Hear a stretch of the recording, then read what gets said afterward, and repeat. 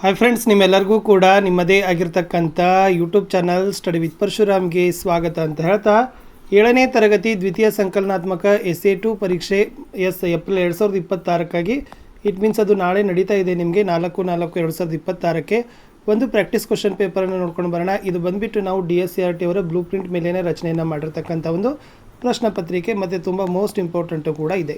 So time ಸಿಕ್ಕರೆ ಇನ್ನೊಂದು ಪ್ರಶ್ನೆ ಪತ್ರಿಕೆ ಬರ್ತದೆ ಅಂತ ಹೇಳ್ತಾ ವಿಡಿಯೋನ ಲೈಕ್, ಶೇರ್ ಮತ್ತು ಸಬ್ಸ್ಕ್ರೈಬ್ ಮಾಡೋದನ್ನು ಮಾತ್ರ ಮರೆಯದಿರಿ. ಹಾಗಾದರೆ ಈ ಪ್ರಶ್ನೆ ಪತ್ರಿಕೆ ತುಂಬ ಇಂಪಾರ್ಟೆಂಟ್ ಇತ್ತು. ಬಹು ಆಯ್ಕೆ ಪ್ರಶ್ನೆಗಳಲ್ಲಿ ಕೊಟ್ಟಿದ್ದರು. ಮಾನವನ ದೇಹದಲ್ಲಿ ಪ್ಲಾಸ್ಮಾ ರೂಪದಲ್ಲಿರುವ ದ್ರವ: ಎ ರಕ್ತ, ಬಿ ನೀರು, ಸಿ ಜೀವಕೋಶ, ಡಿ ಆಕ್ಸಿಜನ್. ಆಪ್ಷನ್ ಎ ರಕ್ತ ಅನ್ನೋದು ಮಾನವನ ದೇಹದಲ್ಲಿ ಪ್ಲಾಸ್ಮಾ ರೂಪದಲ್ಲಿರುವ ಒಂದು ದ್ರವ. ಎರಡನೇ ಪ್ರಶ್ನೆ, ಸ್ಕೂಟರ್ ಚಲಿಸಿದ ದೂರವನ್ನು ಅಳೆಯುವ ಮಾಪಕ: ಎ ದೂರ ಮಾಪಕ, ಬಿ ಉಷ್ಣತಾ ಮಾಪಕ, ಸಿ ತಾಪಮಾಪಕ, ಡಿ ಲ್ಯಾಕ್ಟೋಮೀಟರ್. ಸೊ ಸ್ಕೂಟರ್ ಚಲಿಸಿದ ದೂರವನ್ನು ಅಳೆಯುವ ಮಾಪನವೇ ಅದು ದೂರ ಮಾಪಕ. ಥರ್ಡ್ ಒನ್, ಸಾಮಾನ್ಯವಾದ ವಿದ್ಯುತ್ ಬಲ್ಬ್ಗಳ ತಂತುಗಳಲ್ಲಿ ಬಳಸುವ ಲೋಹ: ಎ ತಾಮ್ರ, ಬಿ ಕಬ್ಬಿಣ, C aluminium, D tungsten. So ವಿದ್ಯುತ್ ಬಲ್ಬ್ಗಳಲ್ಲಿ ಬಳಸ್ತಕ್ಕಂಥ ತಂತಿ ಯಾವುದಪ್ಪ ಅಂದರೆ ಅದು ಟಂಗ್ಸ್ಟನ್. ಲಾಸ್ಟ್ ಪ್ರಶ್ನೆ, ಮಾನವನ ವಾಹನದಲ್ಲಿ ಸವಾರರು ಹಿಂಬದಿಯನ್ನು ನೋಡಲು ಬಳಸುವ ದರ್ಪಣ. ಸೊ ವಾಹನದ ಸವಾರರು ಹಿಂಬದಿಯನ್ನು ನೋಡಲಿಕ್ಕೆ ಯಾವುದು ಬಳಸ್ತಾರೆ? ಎ ದ್ವಿಪೀನ ಮಸೂರ, ಬಿ ನಿಮ್ನ ದರ್ಪಣ, ಸಿ ಗೋಲಿ ಮಸೂರ, ಡಿ ಪೀನ ದರ್ಪಣ. So the answer is option D, ಪೀನ ದರ್ಪಣ is the exactly right answer. ಇನ್ನು ಬಿಟ್ಟ ಸ್ಥಳ ಇತ್ತು. ನಿಷೇಚನ ಕ್ರಿಯೆ ನಂತರ ನಡೀತಕ್ಕಂಥ ಕ್ರಿಯೆಗೆ ಏನಂತ ಕರೀತಾರೆ ಅಂತ ಕೇಳಿದ್ದಾರೆ. ಸೊ ಅದನ್ನು ಪರಾಗಸ್ಪರ್ಶ ಅಂತ ಕರಿತೀವಿ. ಇನ್ನು ಜವದ ಅಂತಾರಾಷ್ಟ್ರೀಯ ಅಳತೆಯ ಏಕಮಾನ ಕೇಳಿದ್ದಾರೆ, ಮೀಟರ್ ಪರ್ ಸೆಕೆಂಡ್. ಈ ಥರನೂ ಕೂಡ ಬರೀತಾರೆ, ಮೀಟರ್ ಪರ್ ಸೆಕೆಂಡ್. ಹೌದಾ? ಇನ್ನು ಕಾಡುಗಳು ಡ್ಯಾಶ್ ಶ್ವಾಸಕ್ರಿಯೆಗೆ ಅಗತ್ಯವಿರುವ ಆಮ್ಲಜನಕವನ್ನು ನೀಡ್ತವೆ ಅಂತ ಕೇಳಿದ್ದಾರೆ. ಕಾಡುಗಳು ಸಸ್ಯಗಳ ಶ್ವಾಸಕ್ರಿಯೆಗೆ ಅಗತ್ಯವಿರುವ. ಇನ್ನು ಮಾಲಿನ್ಯಕಾರಕಗಳನ್ನು ನೀರಿನಿಂದ ತೆಗೆದುಹಾಕುವ ಪ್ರಕ್ರಿಯೆನ ಏನಂತ ಕರೀತಾರೆ ಅಂತ ಕೇಳಿದರೆ, ಮಾಲಿನ್ಯಕಾರಕಗಳನ್ನು ನೀರಿನಿಂದ ತೆಗೆದುಹಾಕೋದಕ್ಕೆ ನೀರಿನ ಶುದ್ಧೀಕರಣ ಅಂತಲೇ ಕರೆಯೋದು. 1 ಮಾರ್ಕರ್ ಕ್ವಶನ್. ಪ್ರಶ್ನೆ 9, ಸಸ್ಯಗಳಲ್ಲಿ ಸಂತಾನೋತ್ಪತ್ತಿ ನಡೆಯುವ ವಿಧಾನಗಳು. ಅದರಲ್ಲಿ ಲೈಂಗಿಕ ಸಂತಾನೋತ್ಪತ್ತಿ ಮತ್ತು ಅಲೈಂಗಿಕ ಸಂತಾನೋತ್ಪತ್ತಿ ಅಂತ ಬರ್ತದೆ. ಇನ್ನು ಬೆಳಕು ಗೋಳದರ್ಪಣದಲ್ಲಿ ಹಿಂದಿರುಗುವಿಕೆಯನ್ನು ಏನೆಂದು ಕರೀತಾರೆ ಅಂತ ಕೇಳಿದರೆ, ಅದನ್ನು ಪ್ರತಿಫಲನ ಅಂತ ಕರೀತಾರೆ. ಇನ್ನು ಚರಂಡಿ ನೀರು ಅಂದರೆ ಏನು ಅಂತ ಕೇಳಿದ್ದಾರೆ, ಮನೆಗಳಿಂದ ಹರಿಯುವ ತ್ಯಾಜ್ಯ ನೀರನ್ನು ನಾವೇನಂತೀವಿ? ಚರಂಡಿ ನೀರು ಅಂತ ಕರಿತೀವಿ. ಇನ್ನು ಭಾರತದಲ್ಲಿ ಸಾಮಾನ್ಯವಾಗಿ ಕಂಡುಬರೋ ನೀರಿನ ರೋಗ ಕೇಳಿದ್ದಾರೆ, ಅದು ಅತಿಸಾರ ಮತ್ತು cholera is the right answer. ಇನ್ನು 2 ಮಾರ್ಕರ್ ಕ್ವಶನ್ದಲ್ಲಿ ಹೃದಯದ ಕಾರ್ಯವೇನು ಅಂತ ಕೇಳಿದ್ದಾರೆ. So it's a very easy question. ರಕ್ತವನ್ನು ದೇಹದ ಎಲ್ಲ ಭಾಗಗಳಿಗೆ ಪಂಪು ಮಾಡ್ತದೆ. ಆಮ್ಲಜನಕ, ಆಹಾರ ಮತ್ತು ತ್ಯಾಜ್ಯಗಳನ್ನು ಸಾಗಿಸಲಿಕ್ಕೆ ಹೃದಯ ಸಹಾಯ ಮಾಡ್ತದೆ ಅಂತ ಬರೆದ್ರೆ ಸಾಕು. ನೆಕ್ಸ್ಟ್ ಒನ್, ಲೋಮನಾಳಗಳ ಕಾರ್ಯಗಳನ್ನು ಕೇಳಿದ್ದಾರೆ. ಸೊ ಲೋಮನಾಳಗಳು ರಕ್ತ ಮತ್ತು ಕೋಶಕಗಳ ನಡುವಿನ ವಿನಿಮಯವನ್ನು ಮಾಡ್ತಾವೆ. ಓಕೆನಾ? ಇದು ಅತ್ಯಂತ ಸಣ್ಣ ಮತ್ತು ಸಣ್ಣ ಗೋಡೆಯಂಥ ರಚನೆಯಾಗಿದೆ ಅಂತಕ್ಕಂಥ ಬರೆದ್ರೆ ಸಾಕು. 15, ಚಲನೆಯ ವಿಧಗಳಾವವು ಅಂತ ಕೇಳಿದ್ದಾರೆ. ಸರಳ ರೇಖೆಯ ಚಲನೆ, ಆವರ್ತಕ ಚಲನೆ ಮತ್ತು ವೃತ್ತೀಯ ಚಲನೆ ಅಂತಕ್ಕಂಥದ್ದು 3 ಚಲನೆಯ ವಿಧಗಳು. 16ನೇ ಪ್ರಶ್ನೆ, ಒಂದು ಬೈಕ್ 20 ನಿಮಿಷಗಳಲ್ಲಿ 10 ಕಿಲೋಮೀಟರ್ ದೂರ ಚಲಿಸ್ತದೆ. ಹೌದಾ? ಹಾಗಾದರೆ ಸರಾಸರಿ ವೇಗ ಎಷ್ಟು? ಸೊ 20 ನಿಮಿಷ ಅಂತಂದರೆ 1/3 hours ಅಂತ ಬರ್ತದೆ. ಹೌದಾ? ಆಮೇಲೆ ವೇಗ ಏನು ಮಾಡಬೇಕಪ್ಪ ಅಂದರೆ 10/1/3.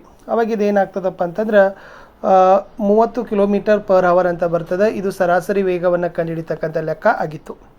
ಪ್ರಶ್ನೆ 17, ಉಷ್ಣ ಪರಿಣಾಮದ 2 ಉಪಕರಣಗಳನ್ನು ಹೆಸರಿಸಿ ಅಂತ ಕೇಳಿದ್ದಾರೆ.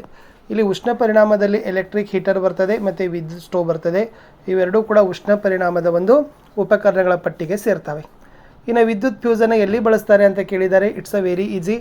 ಮನೆ ವಿದ್ಯುತ್ ಮಂಡಲದಲ್ಲಿ ಅಥವಾ ಉಪಕರಣಗಳಲ್ಲಿ ಈ ಹೆಚ್ಚುವರಿ ಪ್ರವಾಹದಿಂದ ರಕ್ಷಿಸಲಿಕ್ಕೆ ಏನು ಮಾಡ್ತಾರಪ್ಪ ಅಂದರೆ ವಿದ್ಯುತ್ನ ಫ್ಯೂಸನ್ನು ಬಳಸ್ತಾರೆ. ಇದು ಒಂದು ರಕ್ಷಾ ಕವಚ. ವಿದ್ಯುತ್ ಮಂಡಲವನ್ನು ಏನು ಮಾಡ್ತದಪ್ಪ ಅಂದ್ರೆ ರಕ್ಷಣೆ ಮಾಡ್ತದೆ ವಿದ್ಯುತ್ ಆಘಾತ. ಇಟ್ ಮೀನ್ ಶಾರ್ಟ್ ಸರ್ಕ್ಯೂಟ್ ಆಗದಂತೆ ಅದನ್ನು ಏನು ಮಾಡ್ತದಪ್ಪ ಅಂದರೆ ನೋಡಿಕೊಳ್ತಕ್ಕಂಥ ಕೆಲಸವನ್ನು ಮಾಡೋದು ಯಾವುದು? ಫ್ಯೂಸ್ ಅಂತ ಕರೀತಾರೆ. ಇನ್ನು ಸಮತಲ ದರ್ಪಣದ ಉಪಯೋಗಗಳನ್ನು ಕೇಳಿದ್ದಾರೆ. ಸೊ ವಿಶೇಷವಾಗಿ ಸಮತಲ ದರ್ಪಣವನ್ನು ಏನು ಮಾಡ್ತಾರಪ್ಪ ಅಂದ್ರೆ ತಮ್ಮ ಪ್ರತಿಬಿಂಬವನ್ನು ನೋಡಲು. ಸೊ ನಮ್ಮ ಪ್ರತಿಬಿಂಬವನ್ನು ನಾವೇ ನೋಡ್ತೀವಲ್ಲ, ಅದನ್ನು ಸಮತಲ ದರ್ಪಣ. ಆಮೇಲೆ ಅಲಂಕಾರವನ್ನು ಮಾಡಿಕೊಳ್ಳಲು ಸಹಿತ ಇದನ್ನು ಬಳಸ್ತಾರೆ. ಸೂಕ್ಷ್ಮ ದರ್ಶಕಗಳಲ್ಲಿ ಸಹಿತ ಸಮತಲ ದರ್ಪಣವನ್ನು ಬಳಸ್ತಾರೆ. ಅಂಗಡಿಗಳಲ್ಲಿ ಮತ್ತು ಕ್ಷೌರ ಅಂಗಡಿಗಳಲ್ಲಿ.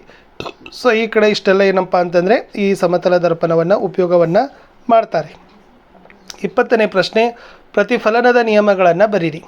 ಇಲ್ಲಿ ಪ್ರತಿಫಲನದ ನಿಯಮಗಳಂದರೆ ಪತನ ಕೋನ ಪ್ರತಿಫಲನ ಕೋನಕ್ಕೇ ಸಮಾನವಾಗಿರ್ತದೆ. ಇದು ಫಸ್ಟ್ ಒನ್. ಸೆಕೆಂಡ್ ಒನ್, ಪತನ ಕಿರಣ, ಪ್ರತಿಫಲಿತ ಕಿರಣ ಮತ್ತು ಪತನ ಬಿಂದುವಿನಲ್ಲಿ ಎಳೆದ ಲಂಬ ರೇಖೆ ಒಂದೇ ಸಮತಲದಲ್ಲಿರ್ತವೆ ಅನ್ನೋದನ್ನು ಕೊಟ್ಟಿದ್ದಾರೆ.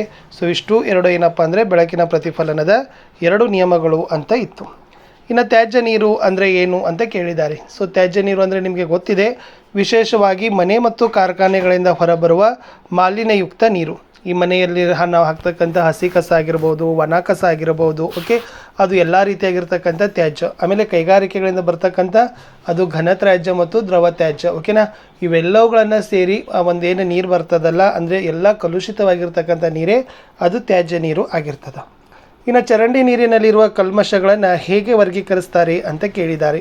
ಇಲ್ಲಿ ವಿಶೇಷವಾಗಿ ಚರಂಡಿ ನೀರಿನಲ್ಲಿರುವ ಕಲ್ಮಶಗಳನ್ನು ವಿಧಗಳಂತ ಕೇಳಿದ್ದಾರೆ. ಅಲ್ಲಿ ಭೌತಿಕ ಕಲ್ಮಶಗಳಿರ್ತವೆ, ರಾಸಾಯನಿಕ ಕಲ್ಮಶಗಳಿರ್ತವೆ, ಜೈವಿಕ ಕಲ್ಮಶಗಳಿರ್ತವೆ. ಈ ಚರಂಡಿ ನೀರಿನಲ್ಲಿ 3 ಪ್ರಕಾರದ ಕಲ್ಮಶಗಳನ್ನು ನಾವೇನು ಮಾಡ್ತೀವಪ್ಪ ಅಂದರೆ ನೋಡ್ತೀವಿ. ಈಗ ಎಲ್ಲ ಕಲ್ಲು, ಸೊ ದೊಡ್ಡದಾಗಿರ್ತಕ್ಕಂಥ ವಸ್ತು ಕಟ್ಟಿಗೆನೆಲ್ಲ ಅವೆಲ್ಲ ಭೌತಿಕ ಕಲ್ಮಶ ಅಂತ ಕರಿತೀವಿ. ರಾಸಾಯನಿಕ ಅಂದರೆ ಔಷಧಗಳನ್ನೆಲ್ಲ ಏನು ಮಾಡಿರ್ತಾರಪ್ಪ ಅಂದರೆ ಒಗೆದಿರ್ತಾರೆ. ಇನ್ನು ಜೈವಿಕ ಅಂದರೆ ಈ ಎಲೆಗಳಾಗಿರ್ಬೋದು, ಕೆಲವೊಂದಿಷ್ಟು ಜೀವಿಗಳಾಗಿರ್ಬೋದು, ಓಕೆ, ಕೊಳೆತಿರ್ತಕ್ಕಂಥವುಗಳನ್ನಾಗಿರ್ಬೋದು, ಅವೆಲ್ಲ ಜೈವಿಕ ಕಲ್ಮಶಗಳಲ್ಲಿ ಬರ್ತದೆ. ಹೀಗೂ ಕೂಡ ನೀವು ಇದನ್ನು ಏನು ಮಾಡ್ಬೋದಪ್ಪ ಅಂದರೆ ಅರ್ಥೈಸ್ಕೊಂಡು ಬರಿಬೋದು. ಇನ್ನು ಕಾಡುಗಳು ಮನುಷ್ಯರಿಗೆ ಕೊಡೋ 4 ಉಪಯೋಗಗಳನ್ನು ಬರೀರಿ ಅಂತ ಕೇಳಿದ್ದಾರೆ. ಸೊ ಫಸ್ಟ್, ಕಾಡುಗಳು ಏನಪ್ಪ ಅಂದರೆ ಪರಿಸರ ಸಮತೋಲನವನ್ನು ಮಾಡ್ತವೆ. ನಮಗೆ ಪರಿಸರ ಸಮತೋಲನದಲ್ಲಿ ಮುಖ್ಯವಾಗಿರ್ತಕ್ಕಂಥ ಪಾತ್ರ ವಹಿಸೋದು ಕಾಡುಗಳು. ಎರಡನೇದು, ಮಣ್ಣಿನ ಸವೆತವನ್ನು ತಡೆಗಟ್ತವೆ. ಏಕೆಂದರೆ ಈಗ ರಭಸವಾಗಿರ್ತಕ್ಕಂಥ ಮಳೆ ಬತ್ತಂದ್ರೆ ಆ ನೀರು ಕಿತ್ತುಕೊಂಡು ಹೋಗದಂತೆ ಏನು ಮಾಡ್ತದಪ್ಪ ಅಂದರೆ ರಕ್ಷಣೆಯನ್ನು ಕೊಡ್ತಕ್ಕಂಥ ಕೆಲಸ ಸಹಿತ, ಮಣ್ಣನ್ನು ಹಿಡಿದಿಟ್ಟುಕೊಳ್ತಕ್ಕಂಥ ಕೆಲಸ ಸಹಿತ ಕಾಡುಗಳು ಮಾಡ್ತವೆ. ವನ್ಯಜೀವಿಗಳಿಗೆ ಆಶ್ರಯದ ತಾಣಗಳಾಗಿವೆ. ಇದು ಇಂಪಾರ್ಟೆಂಟ್. ಯಾಕಂದರೆ ಇವತ್ತು ಎಷ್ಟೋ ಕಾಡು ಪ್ರಾಣಿಗಳಾಗಿದ್ದಾವೆ, ಇವತ್ತು ಎಷ್ಟೋ ಸಸ್ಯಗಳಾಗಿದ್ದಾವೆ, ಎಷ್ಟೋ ಮನುಷ್ಯರಿದ್ದಾರೆ.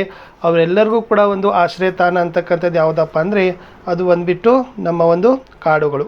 ಇನ್ನು ಮಾನವನ ಅನೇಕ ಅಗತ್ಯತೆಗಳನ್ನು ಪೂರೈಸ್ತವೆ. ಅದು ಕಟ್ಟಿಗೆ ಆಗಿರ್ಬೋದು ಅಥವಾ ಪೀಠೋಪಕರಣಗಳಾಗಿರ್ಬೋದು. ಇವೆಲ್ಲಕ್ಕೂ ಕೂಡ ಏನು ಮಾಡ್ತಾರಪ್ಪ ಅಂತಂದರೆ ವಿಶೇಷವಾಗಿರ್ತಕ್ಕಂಥದ್ದೇನು ಮನುಷ್ಯನ ಅವಶ್ಯಕತೆಗಳನ್ನು ಪೂರೈಕೆ ಮಾಡ್ತಕ್ಕಂಥ ಕೆಲಸ ಸಹಿತ ಕಾಡುಗಳು ಮಾಡ್ತವೆ. ಆಮ್ಲಜನಕದ ಸಮತೋಲನದಲ್ಲಿ ಮುಖ್ಯ ಪಾತ್ರವನ್ನು ವಹಿಸ್ತವೆ. ಸೊ ಕಾಡುಗಳನ್ನು ನಾವು ಆಮ್ಲಜನಕದ ಫ್ಯಾಕ್ಟರಿಗಳು ಅಂತ ಕರಿತೀವಿ. ಸೊ ಮನುಷ್ಯನ ಉಸಿರಾಟಕ್ಕೆ ಎಷ್ಟು ಅವಶ್ಯಕವಾಗಿರ್ತಕ್ಕಂಥ ಒಂದು ಆಮ್ಲಜನಕ ಬೇಕು, ಅವೆಲ್ಲವುಗಳು ಕೂಡ ನಮಗೆ ಏನು ಸಿಗ್ತದಪ್ಪ ಅಂದ್ರೆ ಕಾಡಿನಲ್ಲಿ ಸಿಗ್ತದೆ. ಇದು ಜಲಚಕ್ರದ ಒಂದು ಭಾಗವಾಗಿದೆ ಅಂತ ನಾವೇನು ಮಾಡ್ಬೋದು ಹೇಳ್ಬೋದು. ಇಷ್ಟನ್ನು ನೀವು ಬರೀಬೇಕು. ನೆಕ್ಸ್ಟ್, ಹೂವಿನ ಭಾಗಗಳನ್ನು ತೋರಿಸುವ ಅಂದವಾದ ಚಿತ್ರ ಬರೆದು ಭಾಗಗಳನ್ನು ಗುರುತಿಸಿರಿ. ಇದು ನಾನು AI ಥ್ರೋದಿಂದ ಜನರೇಟ್ ಮಾಡಿರ್ತಕ್ಕಂಥ ಚಿತ್ರ ಇತ್ತು. ಸೊ ನೀವುಗಳು ಕೂಡ ಹೂವಿನ ಅಂದವಾದ ಇದನ್ನು ಬಿಡಿಸ್ಕೊಡ್ರಿ.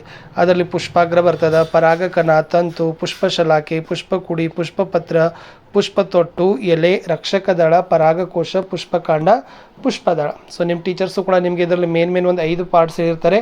ಬಟ್ ಇದು ನಾವು AI ಥ್ರೂ ಜನರೇಟ್ ಮಾಡಿರೋದ್ರಿಂದ ಇದ್ರ ಭಾಳಷ್ಟು ರೀತಿಯಾಗಿರ್ತಕ್ಕಂಥ ಪಾರ್ಟ್ಸ್ಗಳನ್ನು ತೋರಿಸೋದು. ಓಕೆ, ನಿಮ್ಮ ಪುಸ್ತಕಗಳನ್ನು ಸಹಿತ ರೆಫರ್ ಮಾಡಿ. ಇದು ಒಂದು ಕೂಡ ಒಳ್ಳೆಯ ಒಂದು ಪ್ರಶ್ನೆ ಪತ್ರಿಕೆ. ಸೊ ಭಾಳ ಪ್ರಶ್ನೆ ಪೇಪರ್ಗಳು ರಿಪೀಟ್ ಆಗ್ತವೆ ಅಂತ ಹೇಳ್ತಾ ವಿಡಿಯೋನ ಲೈಕ್, ಶೇರ್ ಮತ್ತು ಸಬ್ಸ್ಕ್ರೈಬ್ ಮಾಡೋದನ್ನು ಮಾತ್ರ ಮರೆಯದಿರಿ. ಬಾಯ್.